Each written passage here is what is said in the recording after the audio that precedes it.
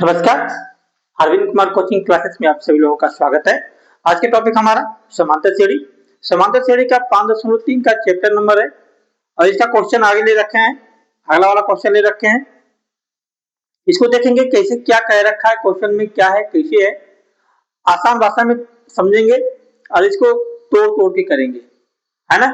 जहां पे डाउट होगा आप कमेंट बॉक्स में कमेंट करिएगा। क्वेश्चन पे आते हैं। निर्माण कार्य से संबंधित किसी ठेके में कहीं पर निर्माण कार्य हो रहा है और उस ठेके में, ऐसा ये ठेका मत समझ लेना आप लोग, तो ठेके में एक ठेकेदार जो है ठेका ले रखा है काम करने का, तो एक निश्चित तिथि के बाद कार्य को विलंबन से पूरा करने के लिए, है ना, एक निश्चित तिथि के बाद विलंबन से पूरा करने के बाद मतलब लेट करता है। एक निश्चित तिथि है, अब वो काम को कहा था कि मैं इतने दिन में कर दूंगा, लेकिन वो लेट करता है। लेट करने के बाद क्या होता है, जुर्माना लगने का प्रावधान इस प्रकार है। अब उसको जब लेट करता है तो उस पर जुर्माना लगता है। जुर्माना लगता है तो पहले दिन का जुर्माना 200 रुपया है और दूसरे दिन का जुर्माना 250 रुपया, तीसरे दिन का 300 रुपया इत्यादि, अर्थात प्रत्येक उत्तरोत्तर दिन का जुर्माना अपने से ठीक पहले दिन के जुर्माने से 25 रुपया अधिक है ना। तो एक ठेकेदार को जुर्माना के लिए रुपए में कितनी राशि का अदा करना पड़ेगा, उसको कितनी राशि अदा करना पड़ेगा यदि वह इस कार्य में 30 दिन का विलंबन करता है। यदि यह कार्य करने में वह 30 दिन का विलंबन करता है तो उसको कितना रुपया जुर्माना के रूप में भरना पड़ेगा, है कितना रुपया जुर्माना रूप में भरना पड़ेगा। यहाँ पर एक लेते हैं हल। तो पहले दिन का, पहले फर्स्ट डे का जुर्माना कितना होगा, 200 रुपया। कितना रुपया है, 200, है ना। और सेकेंड डे का जुर्माना कितना है, दूसरे दिन का जुर्माना कितना है, 250 रुपया, 250 रुपया। तीसरे दिन का जुर्माना रुपया 300। इसी तरह वह 30 दिन तक क्या काम करता है, विलंबन करता चला जाता है, लेट करता चला जाता है। कितने दिनों तक, 30 दिनों तक काम को विलंबन करता है। तो लास्ट में उसे कितना जुर्माना देना पड़ेगा, नहीं मालूम है ना। नहीं मालूम है तो बॉक्स बना लेते हैं या एक्स लिख लीजिए, ठीक है। ये चीज नहीं मालूम है हमको, तो क्या है, यहाँ से क्या मिल गया हमको, एक समांतर श्रेणी मिल गई। क्या मिल गई, एक समांतर श्रेणी मिल गई। पहले क्या है, 200, 250, 300 और इसी तरह डाट डाट कहां तक, 30 दिनों तक, 30 दिनों तक, है ना, 30 दिनों तक। ये 30 क्या है, 30 क्या है, पदों की संख्या है। 30 हमारा क्या है, पदों की संख्या है ना। तो पहला प्रथम पद क्या निकल गया, 200। बी क्या निकल गया हमारा, 50 और एन क्या निकला हमारा, 30। निकालना क्या है, 30 दिनों तक कितना जुर्माना भरना पड़ेगा। तो 30 दिनों तक 50 रुपया 50 रुपया बढ़ाते जाएंगे, इसका मतलब सबको जोड़ देते हैं, है ना। इसका मतलब हमको क्या निकालना है, एसएन, एसएन निकालना है। तो एसएन का फॉर्मूला हम जानते हैं, एसएन बराबर एन बटे में 2a प्लस का n-1 इंटू डी। एन की वैल्यू 30, दो ए की वैल्यू 200 प्लस एन की वैल्यू 30 माइनस का 1 और बी की वैल्यू 50, है ना, 50। इसको सॉल्व कर लेते हैं, ये आएगा आपका 15, ये 2 दूनी की 4 प्लस ये 29 गुणे में 50, है ना। ये हमारा क्या निकल जाएगा, 15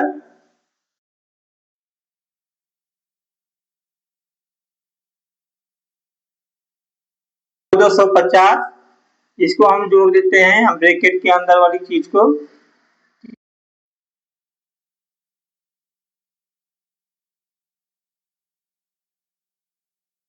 इनका गुणा कर लेंगे तो कितना आ जाएगा हमारा,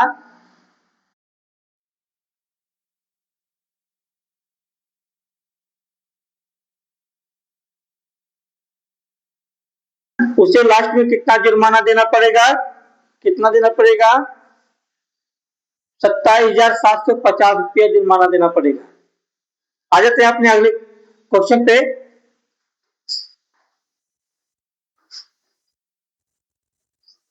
आ जाते हैं अपने अगले क्वेश्चन पे।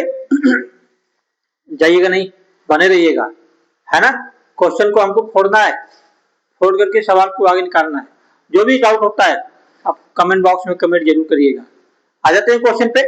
क्या कर रखा है, किसी स्कूल के विद्यार्थियों को उनके समग्र शैक्षिक प्रदर्शन के लिए 7 नगद पुरस्कार देने के लिए ₹700 की राशि रखी गई। 7 पुरस्कार देने के लिए ₹700 की नगद राशि रखी गई। यदि प्रत्येक पुरस्कार अपने से ठीक पहले पुरस्कार से 20 कम है तो प्रत्येक पुरस्कार का मान ज्ञात कीजिए। हमें प्रत्येक पुरस्कार का मान ज्ञात करना है ना। तो क्या करेंगे, इसमें देखेंगे पहले हाल, है ना। 7 पुरस्कार है और 7 पुरस्कार का जो राशि रखा गया है 700 रुपया है, मतलब 7 पुरस्कार 700 रुपये के बराबर है। तो जो राशि है, जो राशि दी है, प्रत्येक पुरस्कार का जो मान है वो मान ज्ञात करना, मान नहीं मालूम है तो x बराबर निकाल लेते हैं हम लोग, मान लेते हैं वो x है ना। प्रत्येक पुरस्कार का मान ज्ञात कीजिए। तो माना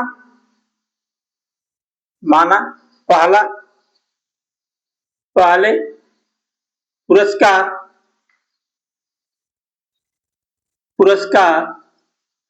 की राशि, पहले पुरस्कार की राशि क्या है, x है। तो दूसरे पुरस्कार की राशि क्या होगी, पहले से ठीक 20 कम है, पहले से ठीक 20 कम है। तीसरे पुरस्कार की राशि क्या होगी, है x -20 पहले से ठीक, ये जो है ना, ये इसका पहला है, x -20 का ठीक पहला है। तो इसमें से क्या करेंगे, -20 घटाएंगे, ये क्या हो जाएगा, x माइनस माइनस प्लस, तो -40। ठीक है।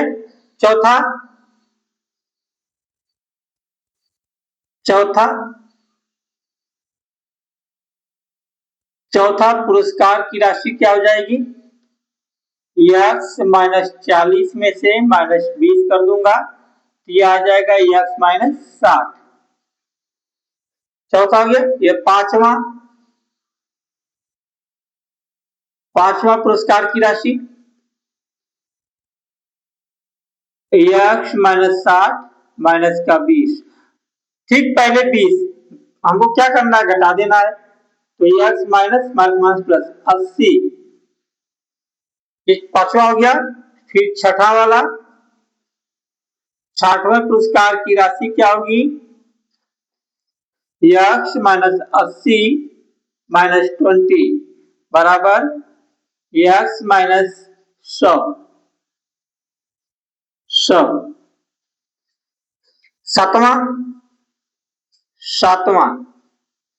सातवां पुरस्कार की राशि क्या हो जाएगी, x -100 में से 20 घटा देंगे तो ये हमारा हो जाएगा x माइनस का 120, है ना। यह सातों राशि किसके बराबर है, इन सबको हम जोड़ देते हैं पहले। सातों राशि, पहली राशि क्या है, यह x 7 बार है, 7x, है ना। और यह सब कितनी बार है, इन सबको हम लिख लेते हैं भाई, नहीं तो आप लोग डाउट हो जाओगे।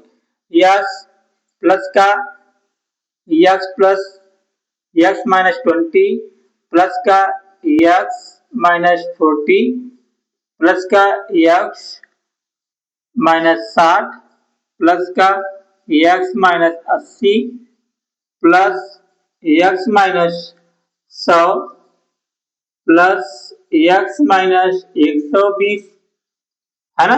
ये 7 हो गए, 1 2 3 4 5 6 7, और ये सब किसके बराबर है, 700 राशि के बराबर है। तो x कितनी बार है, 7x बार है। इन सबको जोड़ेंगे तो कितना आ जाएगा, 420। ये 700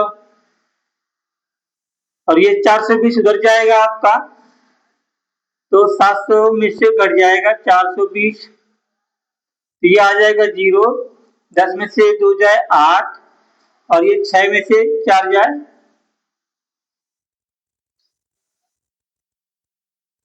ये सब माइनस है यार, माइनस माइनस 420 इधर जाएगा तो जुड़ जाएगा, सॉरी ये -4